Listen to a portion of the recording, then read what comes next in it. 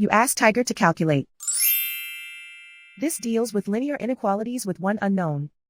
The final result is x equal or smaller than 7. Let's solve it step by step.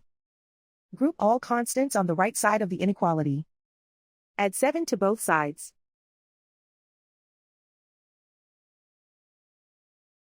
Simplify the arithmetic.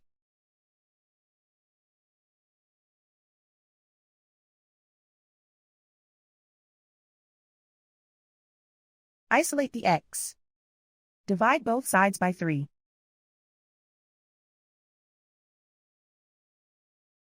Simplify the fraction.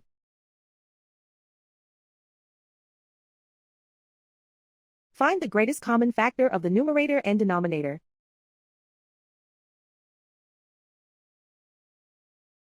Factor out and cancel the greatest common factor.